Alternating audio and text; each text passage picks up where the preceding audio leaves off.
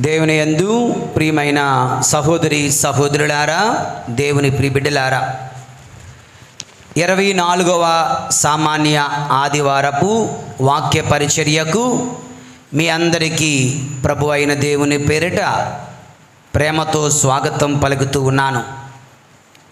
ఈనాటి మొదటి పట్టణములో ఒక 2 వాక్యాలను మనం ముందుగా చదువుకుందాం. యోషియా గ్రంథము 50వ అధ్యాయము 6వ వచనం ఎవరన్నా చదవండి. నేను నా వీపును అప్పగించి తిని, నన్ను మోదువానికి నా వీపును అప్పగించి తిని, వారు నా గడ్డపు వెంట్రుకలను లాగివేయుచుండగా నేను ఊరకుంటిని. నా ముఖము మీద ఉమ్ము వేసి నన్ను అవమానించుచుండగా నేనేమియు చెయ్యజాలనైతిని. 7వ వచనం కూడా చదవండి. ప్రభువైన దేవుడు నన్ను ఆదుకొనును కనుక వారు కలిగించు అవమానములు నన్ను బాధింపజాలవు. నేను నా ముఖమును చెకుముకు రాయివలే గట్టి చేసుకొంటిని. నేను నగుబాట్లు తెచ్చుకొని నాకు తెలియను. దేవుని యందు ప్రియులారా, ఈ యొక్క మొదటి పట్టణంలో ఇప్పుడు మనము చదువుకున్న ఈ భాగమును ఏమంటారంటే the song of the suffering servant అంటారు. The song of the suffering servant, బాధామయమైన సేవకుని యొక్క గీతము, 3వ గీతం. అంటే దేవుని యొక్క సేవకుడు వస్తున్నాడు. ఆ సేవకుడు అనేకమైన బాధలు అనుభవిస్తాడు.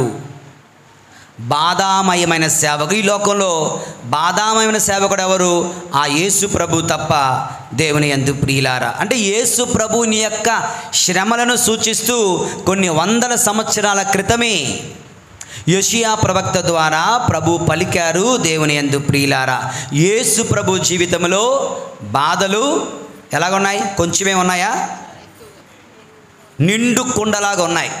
దేవుని యందు ప్రియులారా, ఇక ఈనాటి సువిశేష పట్టణాన్ని కూడా ఒక్కసారి మనం ద స్టార్టింగ్ పాయింట్స్ మనం వెతుకుతా ఉన్నాం. ఈనాటి మన వాక్య ధ్యానాంశమునకు ఏమంటారు, ఇల్లు కడుతున్నప్పుడు మూలరాయి అంటారు చూడండి, ఆ స్టార్టింగ్ పాయింట్ మనం వెతుకుతున్నాం. దేవుని యందు ప్రియులారా, అంటే యేసు ప్రభు జీవితంలో, బాధామయ సేవకుని జీవితంలో, దేవుని పంపించే మెస్సయా జీవితంలో బాధలు నిండుగా మెండుగా ఉంటున్నాయి.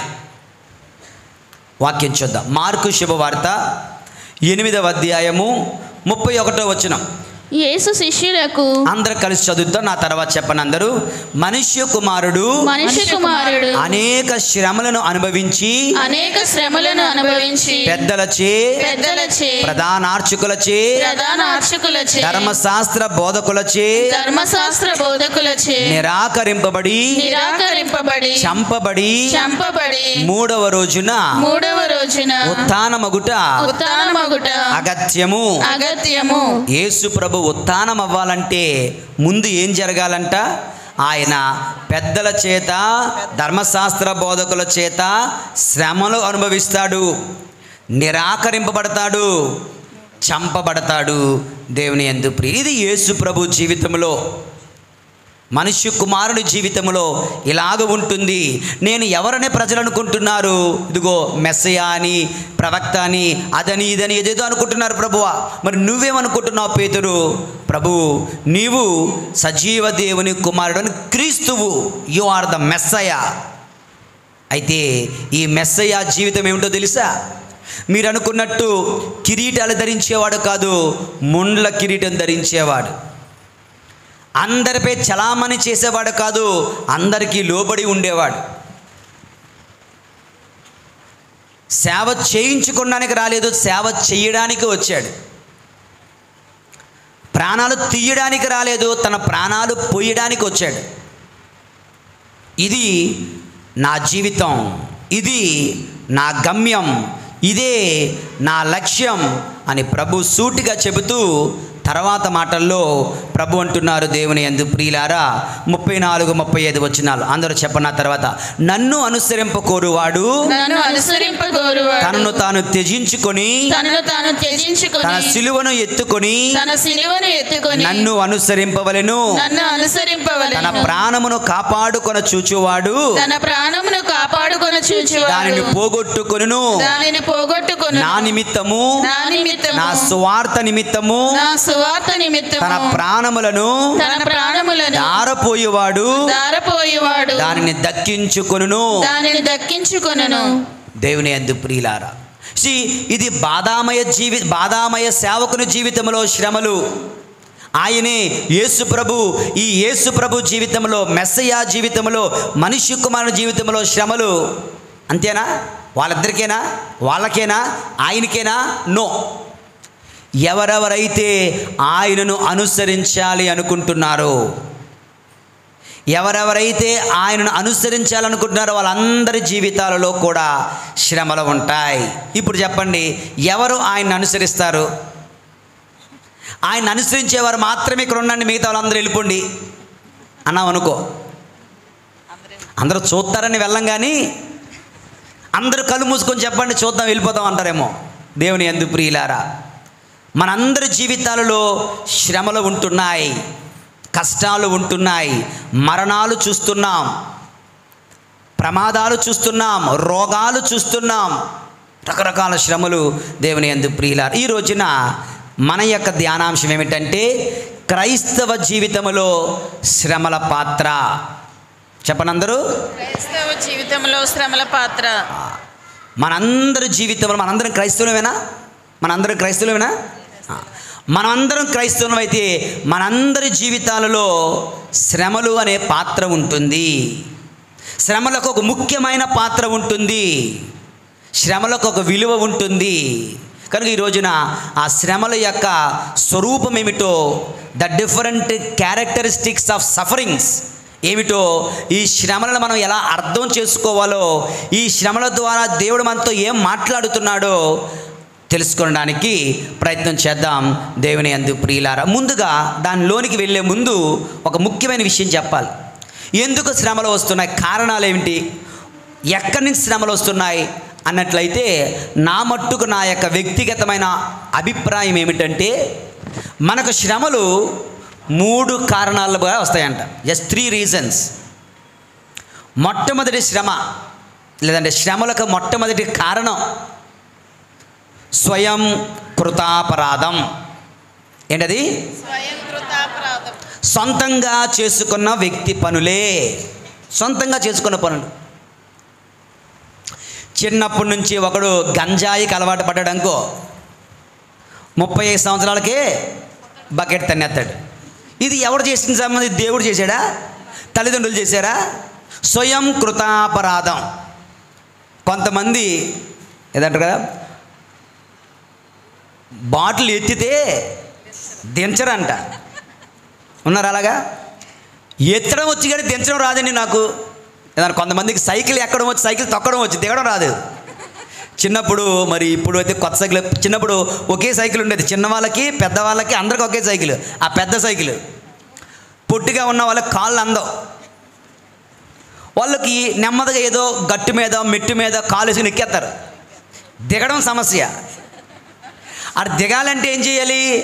ఏదో గట్టున్నేంత వరకు తొక్కుంటూ వెళ్ళాల్సిందే, ఏదో రాయి కనిపించినందుకు తొక్కుంటూ వెళ్ళాల్సిందే. వాడికి ఎక్కడం వచ్చు, తొక్కడం వచ్చు, దిగడం రాదు. అలాగే కొంతమందికి ఎత్తడం వచ్చు, దించడం రాదు. అలాంటప్పుడు ఏమవుతుంది? దేవుని యందు ప్రియమైన సహోదరి సహోదరులారా, ఇక్కడ వెనకాతలు 2 ఉంటాయి కదా, ఏ 2 బీన్స్ పిక్కలు ఉంటాయి, 2 పిక్కలు. ఆ 2 బీన్స్ పిక్కలు నా వల్ల కాదురా బాబు అని టప్పని వెళ్ళిపోతాయి, ఏ ఫీజు వెళ్ళిపోయినట్టు. ఎవడికి వచ్చింది? ఆడ కష్టాలు ఎవడి వల్ల వచ్చాయి? వాడు చేసుకున్నది. ఎనీథింగ్ స్వయం కృతాపరాధం వల్ల మనకు కష్టాలు వస్తాయి. ఇది ఒక కారణం, రీజన్ నెంబర్ 1. రీజన్ నెంబర్ 2, దేవుని యందు ప్రియులారా, నీ తోటి వాని తప్పిదాల వలన మనకు కష్టాలు వస్తాయి. నీ తోటివాడే, నీ అన్న, నీ తమ్ముడు, నీ చెల్లి, నీలాంటి ఒక మనిషి. నువ్వు రోడ్డు మీద హాయిగా నడుచుకొని వెళ్ళిపోతుంటే ఎవరో ఒక దుష్టుడో దుర్మార్గుడో లేదంటే పిల్లవాడో అల్లరివాడో ఏం చేస్తాడు, ఫాస్ట్గా నిన్ను గుద్దేస్తాడు, నడుచుకొని బుద్ధిగా నడుచుకొని వెళ్తున్నాడు, నిన్ను గుద్దేస్తాడు. ఈ కష్టానికి కారణం ఎవరు? దేవుడు కాదు, తల్లిదండ్రులు కాదు, నువ్వు కాదు, నీ తోటివాడు, నీ పొరుగువాడు, నీలాంటి వాడు. ఇతరుల వల్ల మనకు కష్టాలు వస్తాయి. ఇది రెండవ కారణం, రీజన్ నెంబర్ 2. రీజన్ నెంబర్ 3, మూడవది మనకు కష్టాలు వస్తాయి దేవుని యందు ప్రియులారా. ఎందువల్లంటే దేవుడు అనుమతిస్తాడు కనుక. విశ్వాస పరీక్షలలో భాగముగా మనకు కష్టాలు వస్తాయి. మన విశ్వాసము పరీక్షింపబడడానికి, మన విశ్వాసంలో ఎదగడానికి. ఓకే, కొంతమందికి చూడండి బైసిప్స్ అంటారు, అంటే కండలు. వాడి కండలు అలా తిరిగాయంటే ఎందుకు తిరుగుతాయి కండలు? వాడు బరువులు మోసాడు కనుక. బరువులు మోనాడు కండలు తిరుగుతాయా? కండలు తిరగాలంటే బరువులు మొయ్యాలి. విశ్వాసం అనే కండరము, విశ్వాసం అనే సుగుణము, విశ్వాసం అనే పుణ్యము కండలు తిరిగినట్లు దృఢంగా బలంగా ఉండాలంటే శ్రమలు అనే బరువులు ఎత్తాలి. శ్రమలు అనే కొలివి ద్వారా పరీక్షింపబడాలి. బంగారము నిగనిగలాడాలి అంటే అది అగ్నిలో పరీక్షింపబడాలి కదా. నీ విశ్వాసము నిరూపించబడాలి అంటే శ్రమలు అనే కొలిమిలో నుంచి అది బయటికి రావాలి దేవుని యందు ప్రియులారా. కనుక శ్రమలకు కారణాలు 3. 1 స్వయం కృతాపరాధం, 2 ఇతరుల కృతాపరాధం, ఇతరులు చేసిన తప్పుల వల్ల, నేను చేసిన తప్పుల వల్ల, 3 విశ్వాసములో పరీక్షలలో భాగంగా దేవుడు ఇవ్వడు, దేవుడు అనుమతిస్తాడు, సాతాను తెచ్చిపెడతాడు కష్టాలను నెత్తి మీద. ఓకే, దేవుడు కష్టాలు ఇవ్వడు, దేవుడు అనుమతిస్తాడేమో, దానివల్ల నీకు మేలు జరుగుతుందన్న నమ్మకంతో దేవుని యందు ప్రియులారా. ఇది మొదటి ధ్యానాంశం. యేషువా వందనం, యేషువా స్తోత్రం, praise the lord, praise the lord, hallelujah, hallelujah, హల్లెలూయా.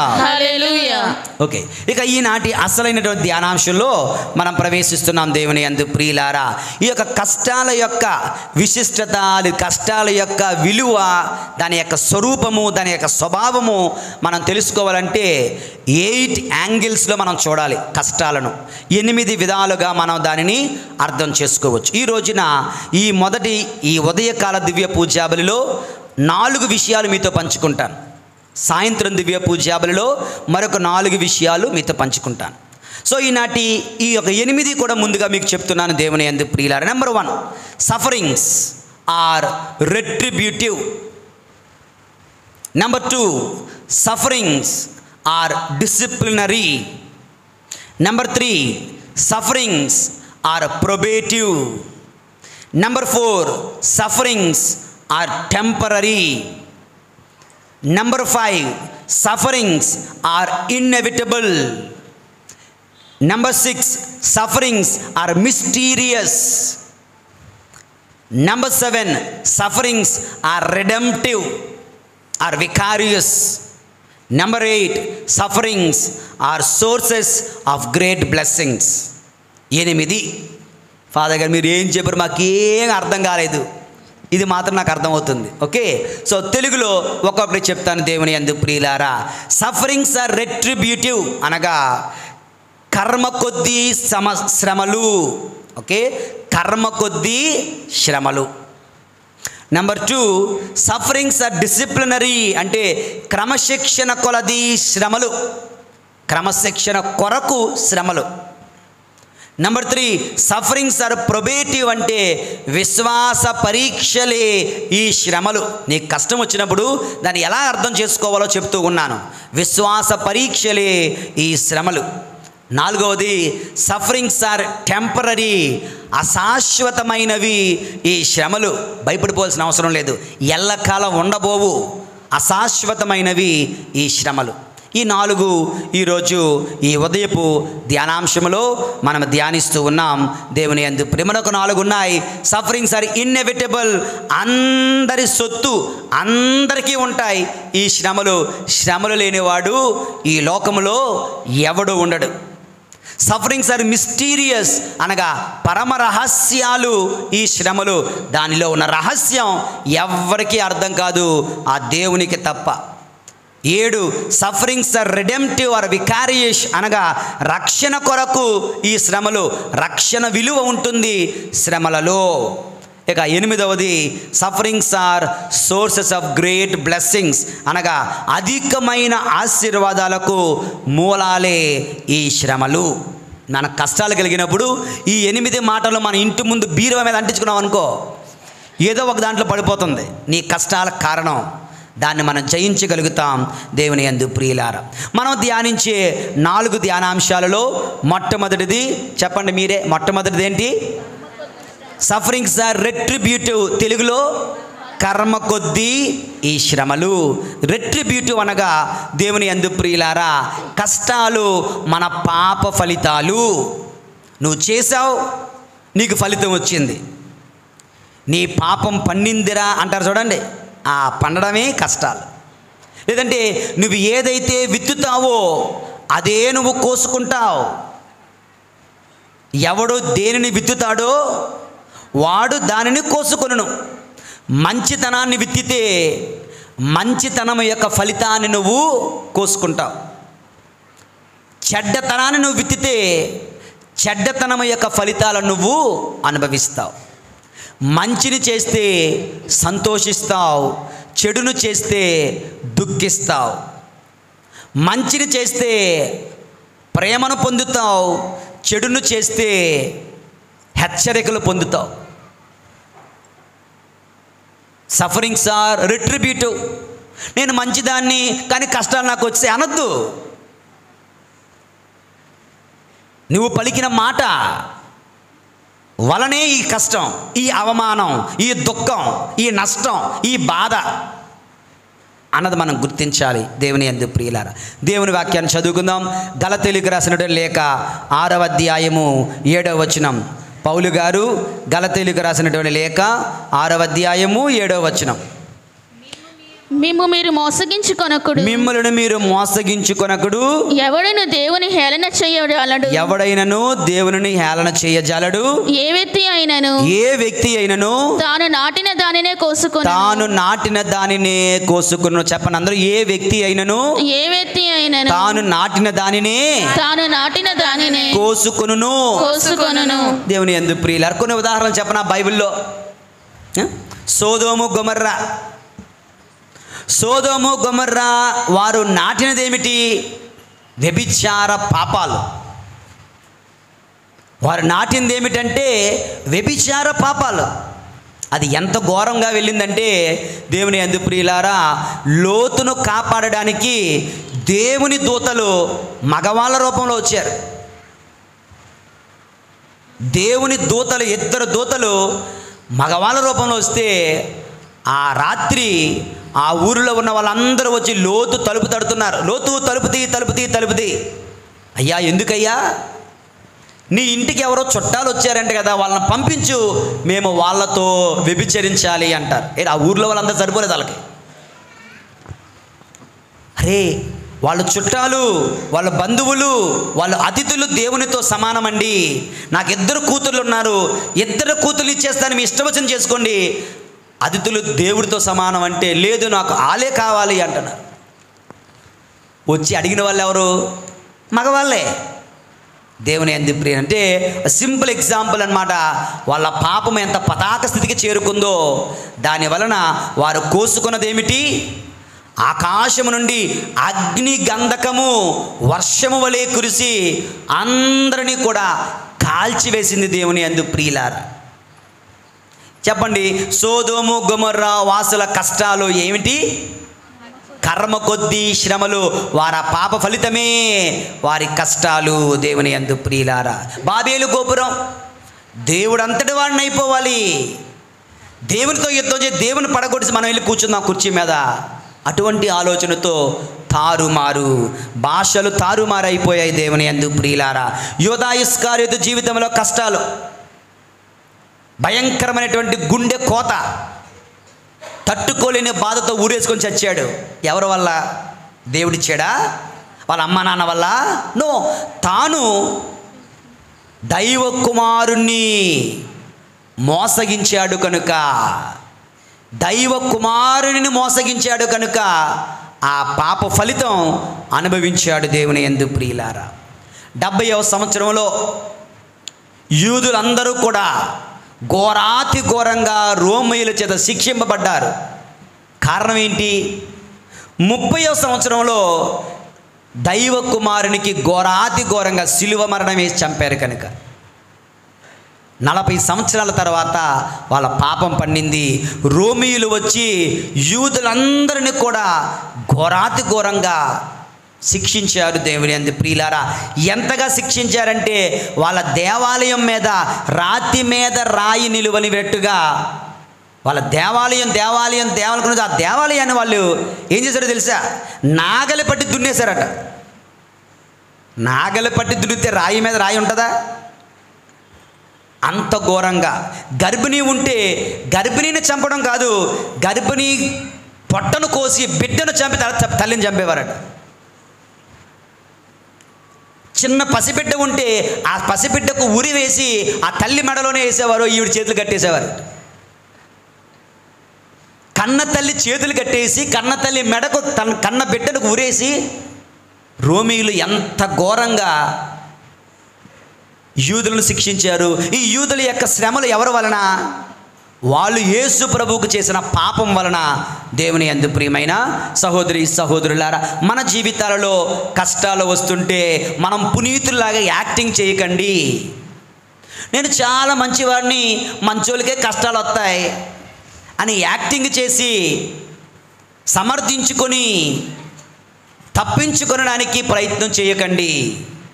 ఒకవేళ పొరపాటున నీ యొక్క అనారోగ్యం, నీ కష్టాలు, నువ్వు పొందుతున్న అవమానాలు, నువ్వు అనుభవిస్తున్న దుఃఖము, వీటికి కారణము నీ పాపములేమో, నీ పాప ఫలితాలేమో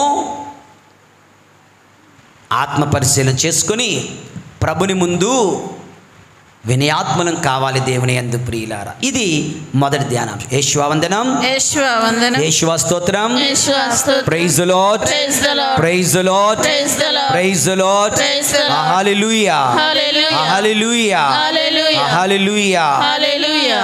ఇక రెండవది దేవుని యందు ప్రియులారా, చెప్పండి రెండవది ఏంటి? సఫరింగ్స్ ఆర్ డిసిప్లినరీ, అనగా క్రమశిక్షణ కొలది ఈ శ్రమలు. దేవుని యందు ప్రియులారా, కష్టాలు మనకు క్రమశిక్షణను ఇస్తాయి. కష్టాలు మన జీవితాలను బాగు చేస్తాయి. కష్టాలు మన బ్రతుకులను చక్కదిద్దుతాయి. కష్టాలు లేకపోతే క్రమశిక్షణ ఉండదు. కష్టాలు లేకపోతే మనము దేవుని సన్నిధి నుండి మనము వైదొలిగిపోయే ప్రమాదం అయితే ఉంది. దేవుని యందు ప్రియులారా, వాక్యం చదువుకుందాం. హెబ్రీయులకు రాయబడినటువంటి లేఖ 12వ అధ్యాయం 6 నుంచి 14 వచనాలు, కానీ 6, 7, 10 వచనాలు చదువుదాం. హెబ్రీయులకు రాయబడిన లేఖ 12వ అధ్యాయం 6వ వచనం చదవండి. ఏలయనా దేవుడు తాను ప్రేమించిన వారిని శిక్షించును, దేవుడు తాను ప్రేమించు వారిని శిక్షించును, తాను స్వీకరించు ప్రతి కుమారుని దండించును, తాను స్వీకరించు ప్రతి కుమారుని దండి. దేవుని ఎందుకు ప్రేమించారే? ఎవరినైతే దేవుడు ప్రేమిస్తాడో వాళ్లకు క్రమశిక్షణ పెట్టాలనుకుంటాడు. క్రమశిక్షణలో భాగమే ఈ శిక్షలు లేదా శిక్షణలు లేదా ఈ కష్టాలు, ఈ సిలువలు. దేవుని యందు ప్రియులారా, చదవండి 7వ వచనం. మీరు పొందు బాధలన్నిటినీ తండ్రి విధించిన శిక్షగా సహింపుడు, తండ్రి వసకు శిక్షగా సహింపండి. క్రమశిక్షణ గురించి మీరు మీ బాధలను భరించవలెను. చెప్పండి, క్రమశిక్షణ గురించి మీరు బాధలను భరించవలెను. ఓకే, క్రమశిక్షణ కొలది మీరు బాధలను భరించవలెను. చూడండి, యోసేపు జీవితం పాత నిబంధనలో ఇశ్రాయేలు కుమారుడు 11వ కుమారుడు యోసేపు ఎన్ని శ్రమలు అనుభవించాడు. వాళ్ళ తండ్రి చేత ప్రేమింపబడడం, తండ్రి నిలువుటంగీని ఇవ్వడం, దానిని బట్టి మిగతా కారణాలను బట్టి అన్నదమ్ములు అసూయపడడం, అన్నదమ్ములు గొర్రెలు మేపడానికి వెళ్ళడం, తండ్రి ఈ యోసేపుకు భోజనాన్ని పట్టుకొని లివ్వు నాయన, నీ సహోదరుల యొక్క సమాచారం తీసుకొని రా అనడం, ఈయన వెళ్ళడం, వారు పట్టుకొని అతను చంపాలనుకోవడం, తర్వాత గోతులో పడేయడం, తర్వాత అస్మదీయులకు అమ్మివేయడం, ఇలా ఎన్ని కూడా దేవుని యందు ప్రియులారా. అక్కడ నుంచి ఆయన ఒక పుతీఫరు కొనుక్కోవడం, అక్కడ భక్తిగా ఉంటుంటే ఆమె భార్య, ఆయన భార్య ఆయనపై మోహించడం, ఈయన కాదనడం, ఆమె పగబట్టడం, తిరిగి చెరసాలలో పెట్టడం, ఇవన్నీ ఏంటి? ఇవన్నీ కూడా యోసేపును క్రమశిక్షణలో పెట్టాయి. ఇవన్నీ కూడా యోసేపును క్రమశిక్షణలో పెట్టగా దేవుని యొక్క అపార దీవెనలకు ఆయన సిద్ధపడుతున్నాడు. దేవుని మీద నమ్మకం కలిగి ఉంటున్నాడు. మన కష్టాల వలన దేవుని యందు ప్రియులారా మనము క్రమశిక్షణ నేర్చుకుంటాం. మీకు ఇప్పుడు చాలాసార్లు చెప్పాను, మీకు గుర్తు, రేసు గుర్రాల కథ. రేసు గుర్రం ఎలా తయారవుతుంది? ఒక 100 గుర్రాలు సెలెక్ట్ చేసుకుంటారంట. ఆ 100 గుర్రాలకి ఒక నెల రోజులు టైం టేబుల్ పెడతారు. ఉదయాన్నే 6 గంటలకి బెల్ల కొడతారు, గేట్లు తీస్తారు. ఈ పరుగున ఒక 2 కిలోమీటర్ల దూరంలో వెళ్ళి ఆ చెరువులో నీరు తాగాలి. మళ్ళీ బెల్ల కొడతారు, వచ్చి భోజనం అవి స్వీకరిస్తాయి, ఆహారాన్ని స్వీకరిస్తాయి. మళ్ళీ బెల్ల కొడతారు, మళ్ళీ లోపలికి వెళ్ళి విశ్రాంతి తీసుకుంటాయి. ఇదే టైం టేబుల్ నెల రోజులు. బెల్లం, గేట్లు ఓపెన్, తాగడం, తినడం, రావడం, బెల్లం. నెల రోజులు అయిపోయిన తర్వాత ఇప్పుడు ఏమవుతుందో తెలుసా? క్రమశిక్షణ. బెల్ల కొడతారు, గేట్లు ఓపెన్ అవ్వవు, వీళ్ళు బయటికి వెళ్ళలేరు, నీరు తాగలేరు, తిండి తినలేరు, అలాగుండాలి. మళ్ళీ బెల్ల కొడతారు, గేట్లు ఓపెన్ అవ్వవు. 3వ రోజు, 4వ రోజు, మరొక 10 రోజులు. ఇప్పుడు ఎలా ఉన్నది? వారం 10 రోజులుగా దాహముతో, ఆకలితో అలమటించిపోతూ మలమల మాడిపోతున్న సమయంలో ఒక రోజుని మళ్ళీ వచ్చి బెల్ల కొట్టి గేడు తీస్తారు. అమ్మ గేడు తీసాడురా బాబు అనుకొని ఈ 100 గుర్రాలు పరుగున వెళ్ళి కోనిట్లో నీళ్లు తాగుతూ ఉంటాయి. ఇలా మూతి పెట్టాయో లేవో, తాగుతున్నాయో లేదో, మళ్ళీ రిటర్న్ బెల్ల కొడతారు. ఏం చేయాలి? తాగడం ఆపేసి వెనక్కి వెళ్ళాలి. కానీ కొట్టేవలే బెల్లం అనుకొని నేను వినిపించుకోను, నేను తాగుతూ ఉంటానని తాగిన గుర్రాలు కొన్ని ఉంటాయి. కొన్ని గుర్రాలు బెల్ల కొట్టారంటే నేను వెనక్కి వెళ్ళాలి అని మళ్ళీ వెనక్కి వెళ్ళి తాగకుండా ఆ కఠినమైనటువంటి కష్టాన్ని, దాహాన్ని, ఆకలిని తట్టుకొని నిలిచాయి. దేవుని యందు ప్రియులారా, ఈ 100 గుర్రాల్లో ఒక 90 తినుకుంటూ ఉండిపోతే, తాక్కుంటూ ఉండిపోతే, 10 మాత్రం వెనక్కి వస్తే ఈ 10 కూడా రేసు గుర్రాలు అయిపోతాయి. వాటి మీద లక్షల కోట్ల బిజినెస్ జరుగుతుంది. ఈ 90 మరి ఏమవుతాయి? బుచ్చర్ షాప్, మటన్ కొట్టుకి వెళ్ళిపోతాయి. కొద్ది రోజుల్లో మటన్ కైమా అయిపోతాయి. ఏదైతే కష్టాలు భరించాయో, క్రమశిక్షణ పొందుకున్నాయో అవి విజేతలు అవుతూ ఉన్నారు. దేవుని యందు ప్రియులారా, సఫరింగ్స్, దేవుడు కూడా మన జీవితాలలో కష్టాలు ఇస్తున్నాడు అంటే ఆ కష్టాల వలన మనం క్రమశిక్షణ నేర్చుకుంటున్నాం. మన పిల్లలు ఈ రోజుల్లో క్రమశిక్షణ తప్పిపోవడానికి కారణం వాళ్ళ కష్టం రాకుండా పెంచాలనుకోవడమే పెద్ద పాపం, పెద్ద తప్పేమో. దేవుని యందు ప్రియులారా, ఏ పిల్లవాడికి బకెట్ నీళ్లు మొయ్యడం రాదు, రేపు ఉదయం జీవిత బరువులు ఎలా మోస్తారు? అవునా? ఏ పిల్లవాడికి ఒక్కరోజు ఏసీ లేకుండా పడుకోలేడు, రేపు ఉదయం ఇతర పరిస్థితుల్లో వాళ్ళు ఎలా బ్రతకగలరు? ఈ రోజుల్లో స్కూల్స్ కూడా ఫుల్ ఏసీయే, గ్రౌండ్ కూడా ఫుల్ ఏసీయే. ఇటువంటి నేపథ్యంలో పిల్లలు పెరుగుతుంటే క్రమశిక్షణ ఎక్కడ, పవిత్రవ్యం ఎక్కడ? దేవుని యందు ప్రియమైన సహోదరి సహోదరులారా, కనుక నీ జీవితంలో శ్రమలు వస్తే అవి దేవుడు నిన్ను క్రమశిక్షణలో పెడుతున్నాడు అన్న వాటిని స్వీకరించి ముందుకు జీవితాన్ని కొనసాగించాలి. దేవుని యందు ప్రియులారా, యేషువా వందనం, యేషువా స్తోత్రం, praise the lord, praise the lord, hallelujah, hallelujah, hallelujah. ఇక 3వది దేవుని యందు ప్రియులారా, sufferings are probative or testing periods, అనగా పరీక్షా సమయాలే ఈ కష్టాలు. ఒకటి క్రమశిక్షణ అయితే, ఒకటి నీ పాప ఫలితం అయితే, మరొకటి ఒక్కొక్కసారి దేవుని యందు ప్రియులారా పరీక్షా సమయాలు. నీ విశ్వాసము పరీక్షింపబడే సమయములో నువ్వు కష్టాలను ఎదుర్కొంటావు. శ్రమలు మన విశ్వాస పటుత్వాన్ని పరీక్షిస్తాయి దేవుని యందు ప్రియులారా. కీర్తనల గ్రంథము 66:10 కీర్తనల గ్రంథము 66:10 చెప్పండి అందరు. ఓ దేవా నీవు మమ్ములను పరీక్షలకు గురి చేసితివి, వెండిని వలె మమ్ములను పుటము వేసి శుద్ధి చేసితివి. దేవుడంట పరీక్షలకు గురి చేయడం అంటే వెండిని ఎలాగైతే పుటమ వేస్తామో, బంగారాన్ని ఎలాగైతే పుటములో వేస్తామో, మనల్ని దేవుడు పరీక్షలు అనే కష్టాలు అనే పుటములో వేస్తున్నాడని గుర్తించండి దేవుని యందు ప్రియులారా.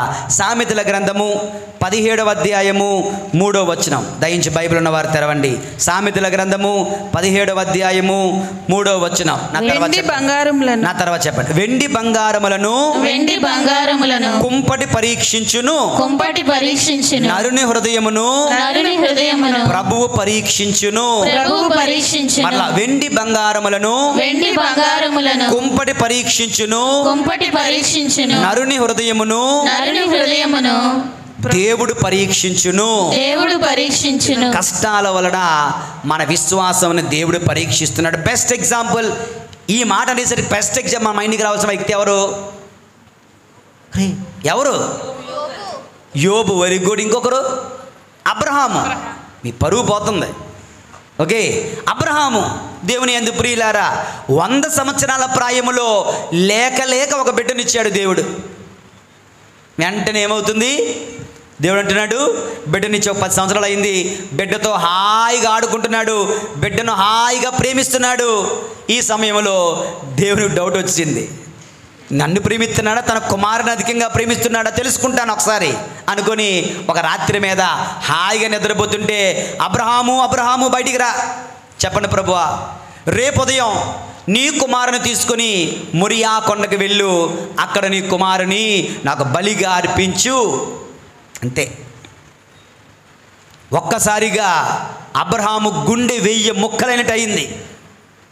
లేక 100 సంవత్సరాల ప్రాయంలో ఒక బిడ్డనిస్తే ఆ బిడ్డతో నేను ఇలా ఆడుకుంటుంటే, ప్రేమిస్తుంటే, జీవిస్తుంటే నేను ఇంకా ఎంతకాలం బతానో తెలియదు.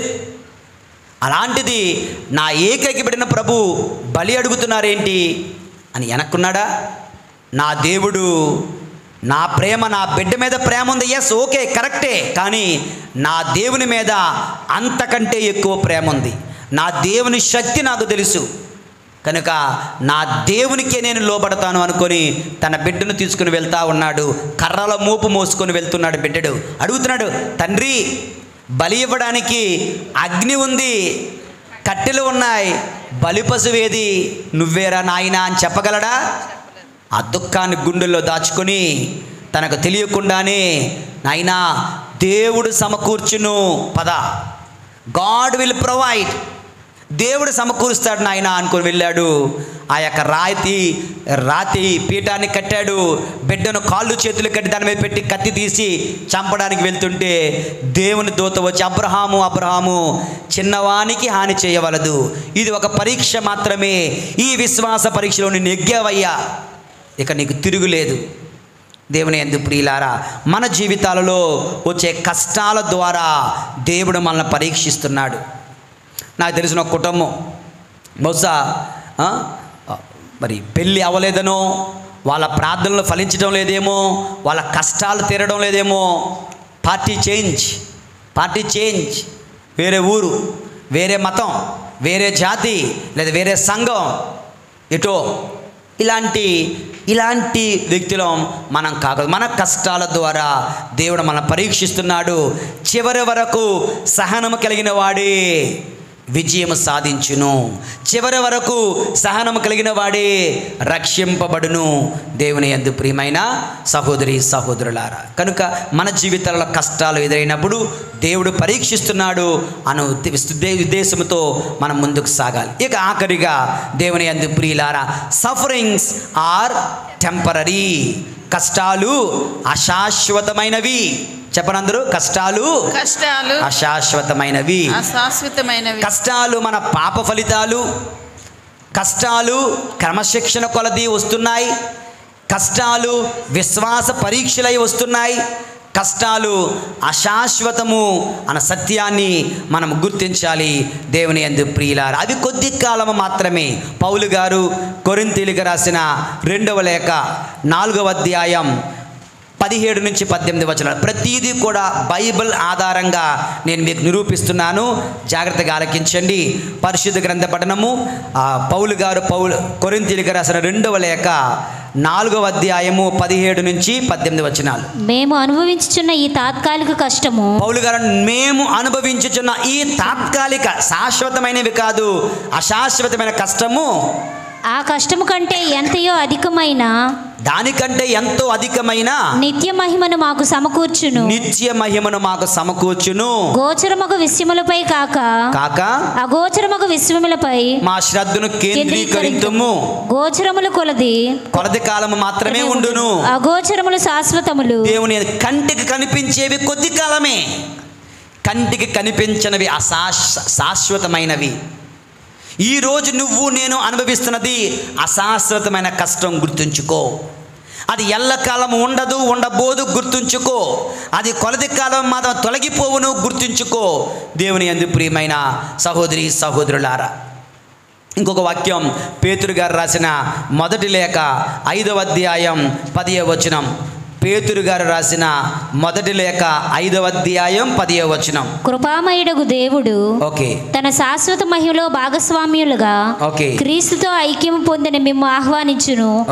మీరు కొంతకాలము బాధలు నొందిన తర్వాత, మీరు కొద్ది కాలము మాత్రమే బాధలు పొందిన తరువాత ఆయనే స్వయముగా మిమ్ము తీర్చిదిద్దును. కొద్ది కాలము మాత్రమే ఈ బాధలు. దేవుని యందు ప్రియులారా, మీకు దావీదు కథ చెప్పినట్టు గుర్తు.